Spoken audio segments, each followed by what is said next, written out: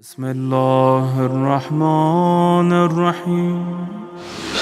لا حول ولا قوة إلا بالله العلي العظيم.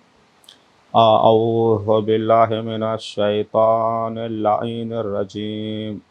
بسم الله الرحمن الرحيم. الحمد لله الذي نور قلوبنا بالإسلام والإيمان وزينها بمحبت ومودة أهل الكساء الكرام وجعلنا من المتمسكين بولاية علي ابن أبي طالب عليهم السلام. والصلاة والسلام على أشرف الأنبياء والمرسلين سيدنا ونبينا وحبيب قلوبنا وطبيب نفوسنا أبي القاسم محمد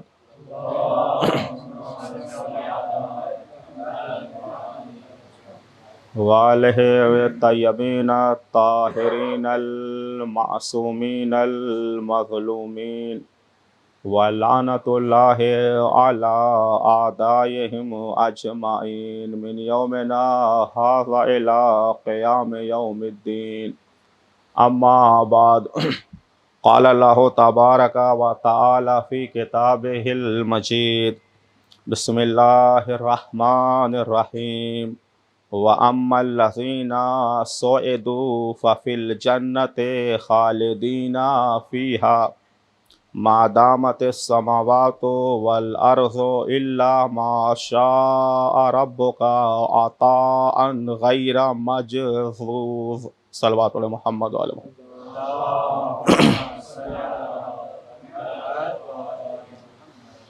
اس سے قبل آپ کی خدمت میں کچھ بیان کیا جائے. ایک مرتبہ سورہ حمد، 3 مرتبہ سورہ توحید کی تلاوت فرما کر مرحوم و مغفور برادر عزیز جناب مولانا ظہیر عباس صاحب کے والد کی روح کو ایصال فرمائیں.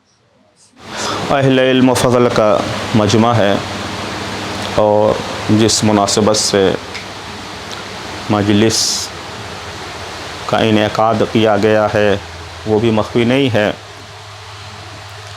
موت کا سلسلہ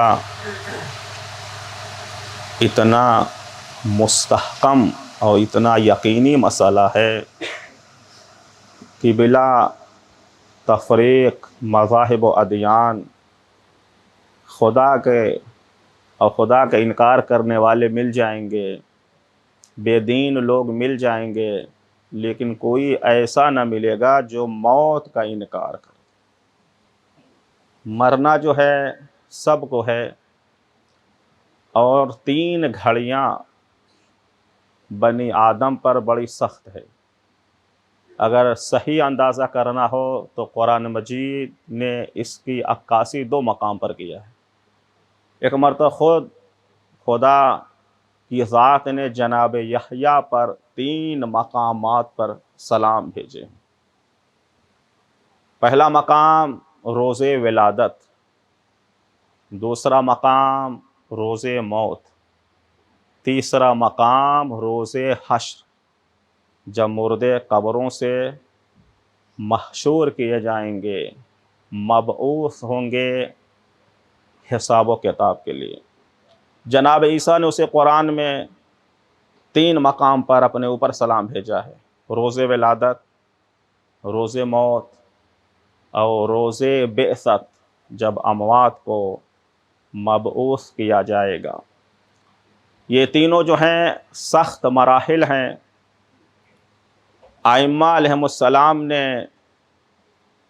اس کی ان آیتوں کی تفسیر میں جو روایات وارد ہوئی ہیں وہ یہ ہیں کہ جب بچہ بطن مادر سے اس وسیع ترین دنیا میں آنکھ کھولتا ہے تو وحشت ہوتی ہے، سخت مرحلہ ہوتا ہے. دوسرا جانکنی کا عالم، نزاع نفس کا عالم، موت کا عالم، اس وقت جو ہے بہت سخت مرحلہ ہوتا ہے. تیسرا جب یہ قبر سے اٹھے گا ایک وحشت جو ہے ہوگی تو لہٰذا دو نبی پر 3 مقامات پر سلام بھیجے گئے ہیں۔ موت کی قسمیں جناب شیخ صدوق اپنی کتاب اعتقادات میں جو روایت نقل کرتے ہیں 3 قسمیں ہیں۔ کسی نے مولا امیر سے پوچھا صف لنا الموت، مولا موت کی جو ہے خصوصیت، موت کی تعریف بیان کریں۔ تو امام نے فرمایا 3 قسم کی موت آتی ہے۔ کچھ ایسے ہوتے ہیں المبشر بنعیم الابد، جنہیں ہمیشہ کی نعمتوں کی بشارت دی جاتی ہے۔ دوسری قسم المبشر بعذاب الابد، دوسری قسم وہ ہے جو ہمیشہ عذاب میں رہیں گے، ان کی بشارت دی جاتی ہے۔ تیسری قسم ایسی ہے نہیں پتہ یہ اس طرف ہے یا اس طرف، لا ابال انسان، جسے یہ فکر نہیں ہوتی کہاں سے آیا ہے، کہاں رہ رہا ہے، کہاں جانا ہے۔ ایسے افراد کے پھر دیکھا جاتا ہے وہ ادھر جو ہے ملحق ہوں گے۔ یہ 3 قسم کی موت ہے، اور یہ بھی ہمارے مذہب و ملت کے طرۂ امتیاز میں سے ہے۔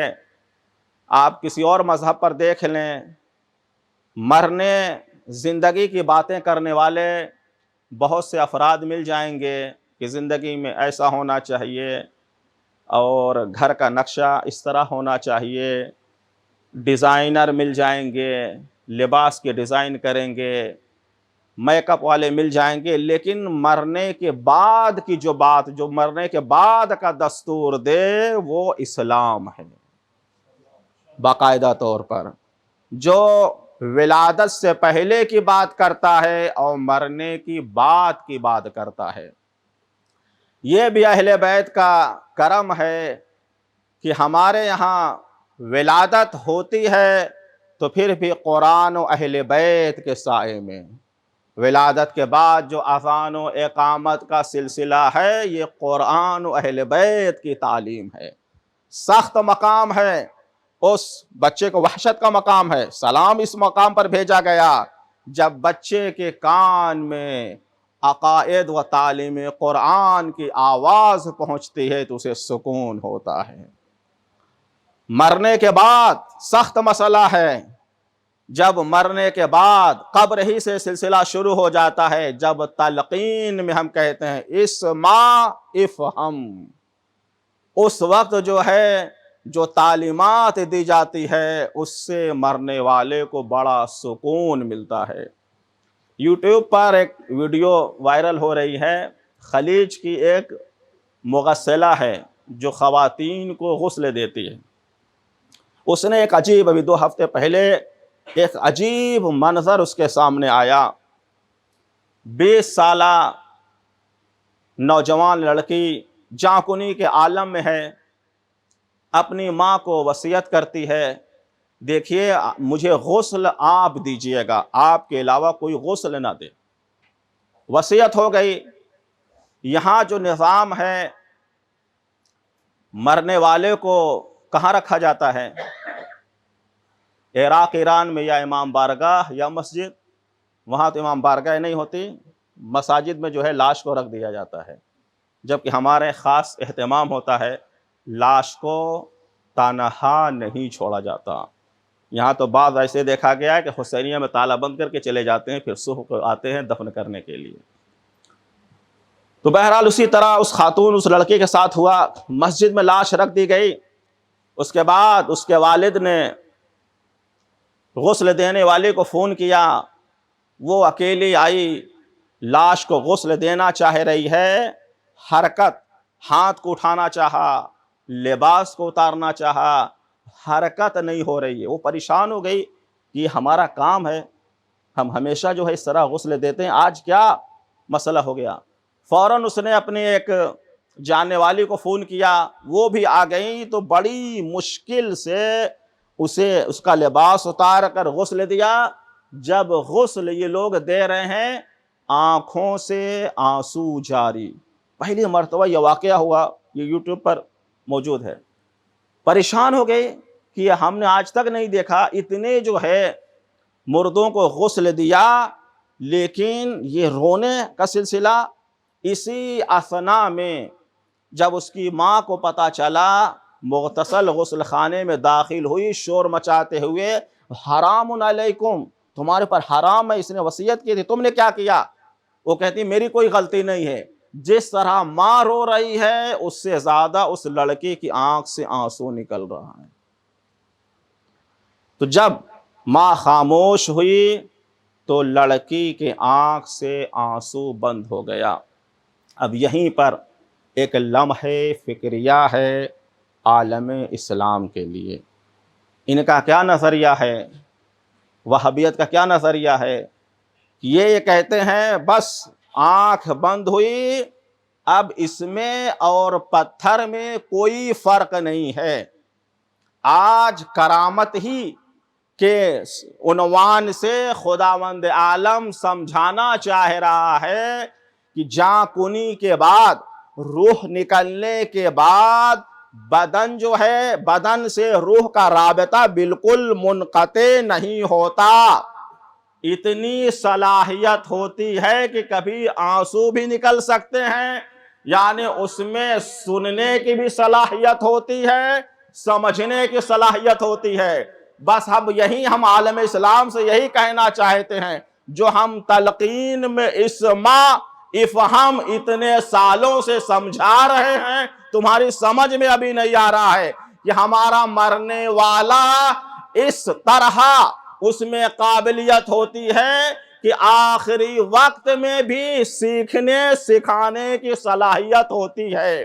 جب عام اہل بیت کے چاہنے والے میں یہ طاقت ہوتی ہے تو اہل بیت علیہم السلام کی شہادت کے بعد ان میں جو ہے یہ صلاحیت کیوں کرنا ہوگی؟ ایک صلوات علی محمد و آل محمد پر۔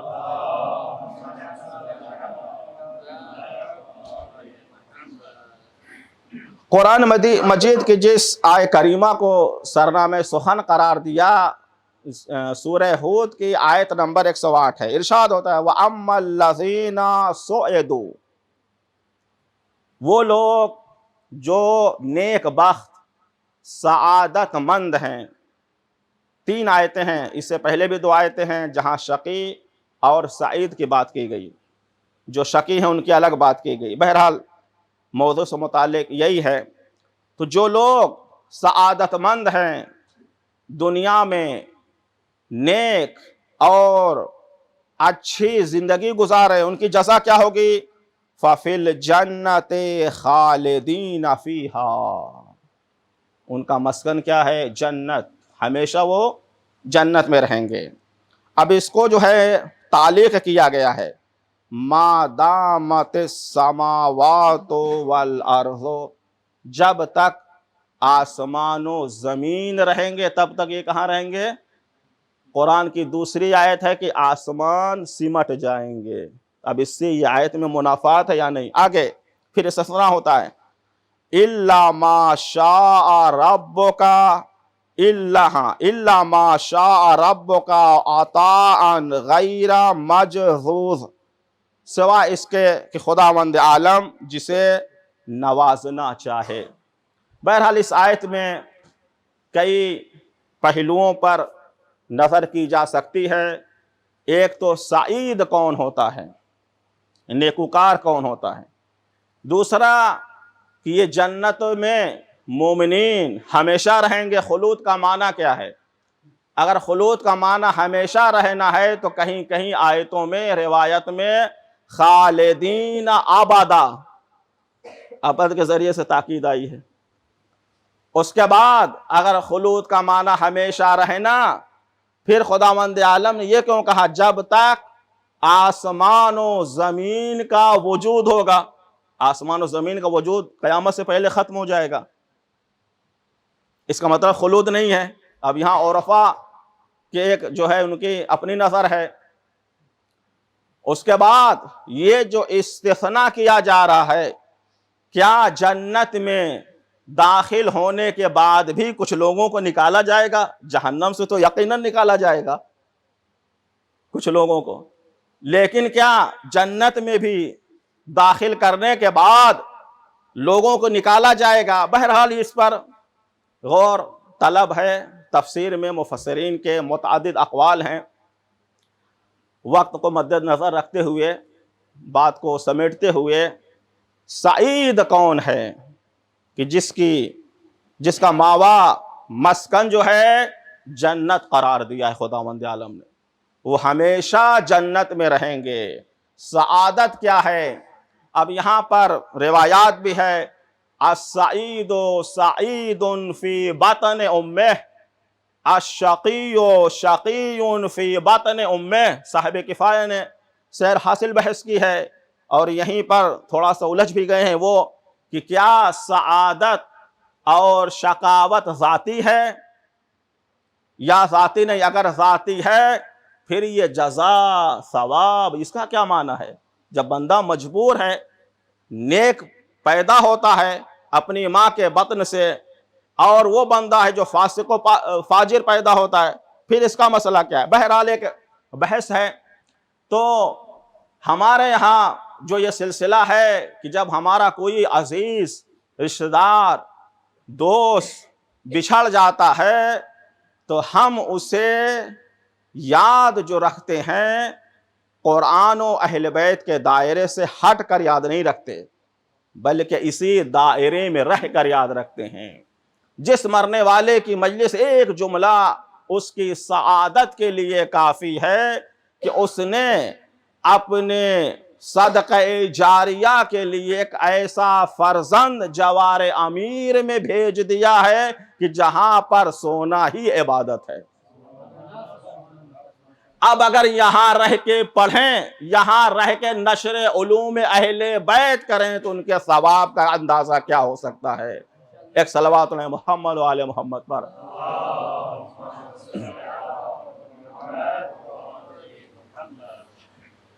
موت کا نام کیا ہے؟ موت ہے ایک محرک جو بدن میں ہوتا ہے، جیسے ریموٹ سے ہم اے سی چلاتے ہیں، ٹی وی چلاتے ہیں، اسی طرح جو بدن میں نفس ہے جب یہ نکل جاتا ہے تو یہ جسم جو ہے نہ حرکت کر سکتا ہے، نہ اپنے سے کوئی کام کر سکتا ہے۔ یہاں بھی اہل فلسفہ اور فقہا کے درمیان دو قول ہے، نفس کیا ہے، مجرد ہے یا مادی ہے؟ اہل فلسفہ کہتے ہیں یہ جو ہے مجرد ہے، اس کا مادے سے کوئی تعلق نہیں ہے۔ بہرحال ان تمام باتوں میں نہ جاتے ہوئے، موت کس کو کہتے ہیں اگر ہم سمجھنا چاہیں؟ موت یعنی فنا کا نام ہے، جسے موت آتی وہ مٹ جاتا ہے، فنا ہو جاتا ہے۔ اگر فنا ہونے کا نام ہے، یہ متفق علیہ فیصلہ ہے، اعادۃ المعدوم مستحیل۔ جو چیز بالکل فنا ہو جائے، ختم ہو جائے، اس کو پلٹایا نہیں جا سکتا۔ پھر یہ جنت اور جہنم کا سلسلہ کس پر ہوگا جب پلٹایا نہیں جا سکتا؟ تو موت جو تفسیر اور موت خداوند عالم نے کہا ہے کہ خدا نے جو ہے موت اور حیات کو پیدا کیا۔ اگر موت آدمی چیز ہے تو خالق کی خالقیت کا کوئی تعلق نہیں ہے آدمیات سے۔ اس کا مطلب موت کیا ہے؟ وجودی چیز ہے۔ اور موت کا مطلب یہ ہے کہ جسے روایات میں جس کا ذکر ہے، موت ایک جسر، ایک پل کو کہتے ہیں جس کی وجہ سے انسان جو ہے عالم دنیا سے عالم آخرت کی طرف منتقل ہو جاتا ہے۔ موت کا نام فنا نہیں ہے۔ روایات نے سہارا دیا، خداوند عالم نے نفس کو فنا کے لیے پیدا نہیں کیا ہے بلکہ بقا کے لیے پیدا کیا ہے۔ نفس ہمیشہ باقی رہے گا۔ اب ایک سوال ہوتا ہے، یہی انسان ہے، اس دنیا میں اسے جانا ہے، مرنا ہے، گزرنا ہے یہاں سے، لیکن جنت میں جو لوگ رہیں گے وہ کیا ہے؟ ہمیشہ رہیں گے۔ کیوں؟ وہاں ایک عرصے کے بعد کہیں اور نہیں بھیجا جائے گا۔ کیا وجہ ہے؟ کہ دنیا سے بھیجا جائے گا، کوچ کرنا پڑے گا، منتقل ہونا پڑے گا۔ اسے دار مجاز قرار دیا گیا ہے، آخرت کو دار قرار قرار دیا گیا ہے۔ وہاں رہنا ہے۔ تو اب یہ جنت سے لوگ کیوں نہیں نکالے جائیں گے؟ وہ جناب آدم جس جنت سے آئے تھے وہ دوسری جنت ہے، یہ جنت جو ہے جزا کے بعد ہے، جہاں دنیا میں مرنے کے بعد جو جنت ملے گی وہاں ہمیشہ رہنا ہے، خالدین فیہا، خلود ہے۔ کیا وجہ ہے؟ اس کی وجہ یہی ہے کہ دنیا میں انسان پر مرض، ابتلا ایک بچپن سے لے کر عالم شباب تک نشو نما ہوتا ہے، اس کے بعد پھر جسم نڈھال ہوتا ہے، اور اگر ہمیشہ بندہ یہاں رہے تو ہمیشہ یہ رہنا اس کے لیے باعث ننگ و عار بن جائے گا۔ یہی وجہ ہے کہ اعمالی میں جناب شیخ صدوق نے روایت نقل کی کہ انبیاء میں سے ایک نبی کے پاس ان کے قوم آئی، قوم کہتی ہے کہ آپ دعا کریں کہ خداوند عالم ہم سے موت کو اٹھا لے، یہ ہم برداشت نہیں کر سکتے کہ ہمارا عزیز، ہمارے رشتہ دار، ہمارے دوست، اولاد جو ہے ہم سے بچھڑ جائیں، سب کو خداوند عالم کیا ہے یہیں پر رکھے، موت نہ دے۔ نبی نے دعا کی، دعا مستجاب ہوئی۔ اس کا عالم یہ ہوا کہ اب ایک بندہ ہے، سارا نظام زندگی معطل ہو گیا، چاہتا ہے کہ اپنی معاش کے لیے ذریعہ معاش تلاش کرنے کے لیے باہر جائیں، لیکن اس کا سلسلہ 10ویں نمبر کے جد موجود ہیں، اس کے بعد 9ویں نمبر کے، پھر دادا پردادا والد، کوئی جو ہے عجیب بوڑھے بوڑھے کی شکل میں ہے۔ اب ان کو پانی کی ضرورت ہے، کسی کو علاج کی ضرورت ہے، کسی کو کھانے کی ضرورت ہے، سارے پریشان ہو گئے۔ یہ گھر گھر نہ رہا بلکہ ہر گھر جو ہے مستشفی، ہاسپٹل میں تبدیل ہو گیا۔ تو یہاں جب یہ کیفیت آئی، اب یہ لوگ پھر اس نبی کے پاس آئے، کیا کہا؟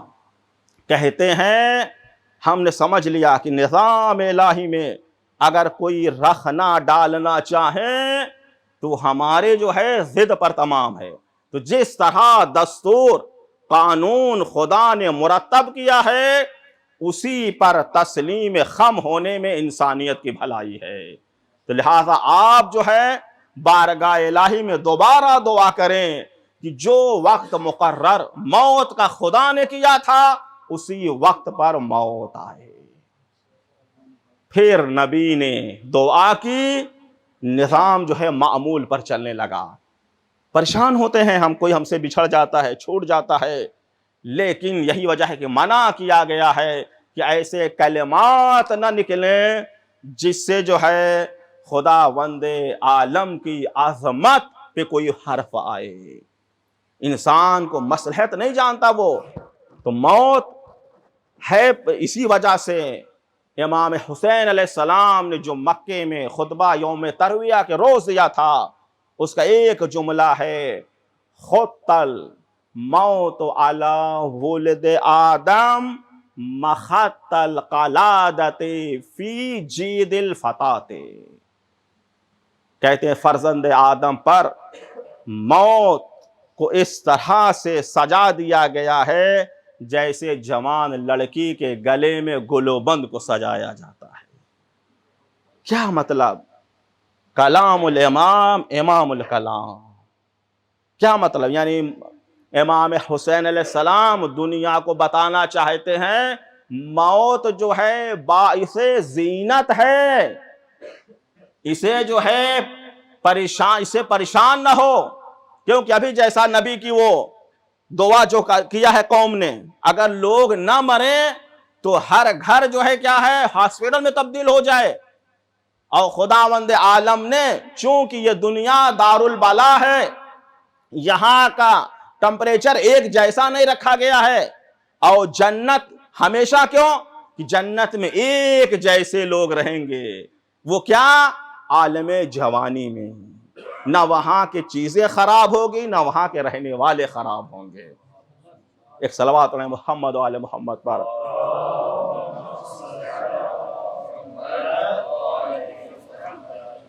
اس وجہ سے جنت میں انسان کو ہمیشہ خداوند عالم رکھے گا۔ مومنین جو اس دنیا میں اس نظام کے ماتحت زندگی گزاریں گے جس کو خداوند عالم نے انسانیت کی بھلائی کے لیے رکھا ہے۔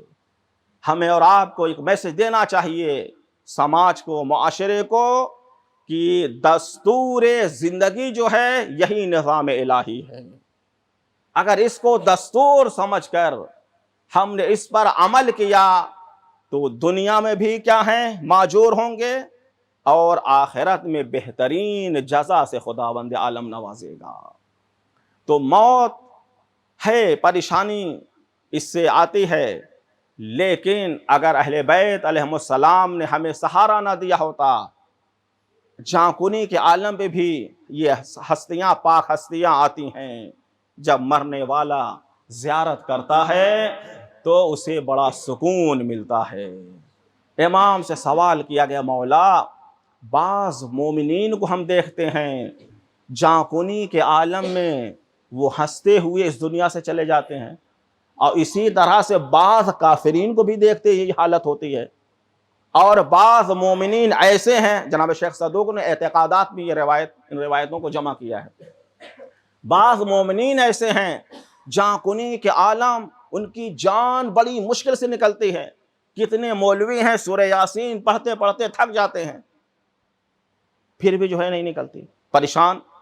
اور بعض کافرین ایسے ہیں کہ جن کی جو ہے جانکنی کا جو عالم ہوتا ہے بڑا سخت ہوتا ہے۔ کیا وجہ ہے؟ سمجھ میں بات نہیں آ رہی ہے کہ دو طبقے، دو حصے مومنین میں بھی ہیں، کافرین میں بھی ہیں۔ پھر امام نے بتایا، دیکھو جو مومن ہنستے ہوئے اس دنیا سے گزر جاتا ہے وہ نیک اور پاکیزہ ہوتا ہے، گناہ اس کے اوپر نہیں ہوتے، توبہ کر چکا ہوتا ہے۔ لیکن جو مومنین ہیں، جو آسانی کے ساتھ جن کی جان نہیں نکلتی، تاکہ خداوند عالم انہیں اذیت دینا چاہتا ہے، تاکہ ان کے گناہ کی اذیت اسی دنیا میں دے دی جائے، آخرت میں ان پر عذاب نہ ہو۔ یہ مومنین کے لیے ہے۔ کافرین کی جو دو قسمیں ہیں، وہ کافر جو ہنستے ہوئے اس دنیا سے رخصت ہو جاتے ہیں، وہ اچھے کام کرتے ہیں اس دنیا میں، انہیں آخرت میں جو ہے جزا نہیں ملے گی، جنت نہیں ملے گی، تو ان کی جزا خدا اسی دنیا میں دے دیتا ہے۔ اور وہ کافر جن کے نامہ اعمال میں، جنہوں نے دنیا میں ظلم و ستم کے علاوہ کچھ نہیں کیا، تو جانکنی کے وقت بڑی اذیت ہوتی ہے ان کو، یہاں بھی اور وہاں بھی اذیت ہوتی ہے۔ تو یہ چیزیں بتائی گئی ہیں، روایات سے جو استفادہ ہوتا ہے وہ یہی ہوتا ہے کہ مومن کو موت سے گھبرانا نہیں چاہیے، موت سے خوف نہیں کھانا چاہیے، بلکہ موت کو یاد کرنا چاہیے، تاکہ جو سفر پر نکلنے والا ہے زاد راہ میں کمی نہ ہو۔ کیونکہ ایک عاقل انسان چھوٹے سے سفر پر بھی نکلتا ہے تو کم سے کم وہاں کا کرایہ خرچ کو ساتھ لے کر نکلتا ہے۔ تو قبر سے لے کر وادی حشر تک اتنا لمبا سفر ہے، زاد کیا ہے ہمارے پاس، ہمارے نامہ اعمال میں ہے کیا، اس کی طرف دقت ہونی چاہیے۔ وَإِلَّا ائمہ علیہم السلام کی جو برکتیں ہیں، جو ائمہ اسی روایت جو آپ کے خدمت میں پیش کیا 3 قسمیں موت کی ہیں، اس میں امام نے فرما دیا، پہلی قسم جن کو نعیم الابد کی بشارت دی جائے گی وہ ہمارے چاہنے والے ہوں گے، اور جنہیں ہمیشہ عذاب کی بشارت دی جائے گی وہ ہمارے دشمن ہوں گے۔ تیسری قسم ہیں، اس میں مستضعفین ہیں، وہ دوسری چیزیں ہیں، کس طرح وہ ملحق ہوں گے۔ تو موت کا نام ہے تیاری، انسان موت کو یاد کرے، روایات سے استفادہ ہوتا ہے۔ تقریباً ہر امام سے یہ سوال کیا گیا کہ آپ ہر زمانے والے موت کے لیے ہمیں رہنمائی کریں، موت ہے کیا؟ تو ائمہ نے ایک ہی مطلب کو مختلف عبارت کے ساتھ بیان کیا۔ موت کا مطلب ہے تم ایک خبیر کی بارگاہ میں جانے والے ہو۔ وہ خبیر کون ہے؟ خداوند عالم کے ساتھ ہے، اسے پتا ہے ہم کیا لے کر جا رہے ہیں۔ بعض آخری بات، اس کے بعد ربط مصائب۔ ایک بزرگ عالم دین کے پاس ایک شخص آتا ہے، کہتا ہے کہ ہم اہل بیت کے چاہنے والے ہیں، یقین ہے ہمیں کہ عاقبت بخیر ہوگی، لیکن ایک سوال ہے جو ہمیں پریشان کیے ہوئے ہے۔ پوچھا کیا سوال ہے؟ رحمت خدا سے مایوس مت ہو، توبہ کرو، استغفار کرو، کہانی ایک چیز مجھے چین سے بیٹھنے نہیں دے رہی ہے۔ جب عالم دین نے اصرار کیا، کہا بتاؤ ہے کیا؟ کہا وہ یہ ہے کہ جب ائمہ علیہم السلام کی بارگاہ میں جائیں گے، اور جیسا کہ قرآن مجید کی آیت ہے، ہمارے نامہ اعمال ہماری گردن میں لٹکے ہوئے ہوں گے، جب امام ہمارے برے اعمال کو دیکھیں گے تو میں کیسے امام کا مقابلہ کروں گا؟ امام کو دیکھوں، آنکھ سے آنکھ کیسے ملاؤں گا؟ ندامت۔ اس کو اگر سمجھنا چاہیں اسی طریقے سے جیسے ہم کسی عظیم بزرگ جو ہے شخصیت ہو ہماری نظر کے سامنے، اور اس کے نظریے کے مطابق ہم نے کوئی بہت بڑی غلطی کر دی، اس کے سامنے ہمیں جانا ہے اور ہماری فائل اس کے سامنے رکھی ہو، کچھ بھی نہ کہے۔ وہ شخص کہتا ہے ہمیں امام کچھ بھی نہیں کہیں گے، یقین، لیکن میں اپنے آپ کو اس طرح نہیں پا رہا ہوں، ہم اپنے امام کے سامنے جائیں کیسے جب چاہے امام کچھ بھی نہ کہیں؟ تو عزیزو یہیں سے سمجھنا چاہیے، ٹھیک ہے امام علیہ السلام، اہل بیت علیہ السلام کی محبت ہر جگہ کام آئے گی، لیکن جب نامہ اعمال لے کر جائیں گے، کیا اس وقت جتنی عزت ہم اپنے امام کی کرتے ہیں، امام بھی ہمیں چاہتے ہیں، جب امام دیکھیں گے کہ چاہنے والا ہمارا ہے، لیکن اس کے کردار اور دشمن کے کردار میں کوئی فرق نہیں ہے، اس کی صفات دشمن کے صفات میں کوئی فرق نہیں ہے، اس وقت امام نے کیا فرمایا؟ کونوا لنا زینا ولا تکونوا علینا شینا۔ اے ہمارے چاہنے والوں، ہماری بارگاہ میں آؤ تو ہم اس طرح سے سر اٹھا سکے کہ یہ ہمارے چاہنے والے ہیں، یہ کردار ہے ان کا، یہ نامہ اعمال ہے۔ ایسا نہ ہو کہ دشمن تانے دیں امام کو، کہیں یہ دیکھیں یہ آپ کے چاہنے والے ہیں، سارے برے صفات جو ہے ان کے اندر ہے۔ اس منزل کو جانا ہے ہمیں۔ کیا ہم اپنے آپ کو آمادہ پاتے ہیں کہ امام کی بارگاہ میں جب جائیں، وہ ندامت کہ امام کا جب سامنا پڑے گا، جب جنت میں جائیں گے، جنت کے سردار حسنین شریفین ہیں، جب وہ ہماری فائلوں کو دیکھیں گے کیسے سامنا کریں گے؟ ہم اپنے اس امام کو اس طرح چاہتے ہیں اور ہماری ساری فائل امام کے پاس ہے، بلکہ ہر شب جمعہ قرآن مجید کی آیت ہے کہ مومن کی فائل پیش ہوتی ہے رسول اکرم کے پاس، امام وقت کے پاس۔ جب اچھے اعمال ہوتے ہیں امام دعائیں دیتے ہیں، خوش ہوتے ہیں، جب ہمارے برے اعمال پر نظر پڑتی ہے تو امام گریہ کرتے ہیں۔ اسی مقام پر میں ایک جملہ کہا کرتا ہوں مومنین سے کہ کیا اہل بیت علیہم السلام کے مصائب کم ہیں امام کو رونے کے لیے کہ ہم اپنے کردار سے امام کو رونے پر مجبور کریں، اپنے اعمال کی وجہ سے اپنے امام کو رلائیں؟ امام کو جو ہے رونے کے لیے مصائب کم نہیں ہیں۔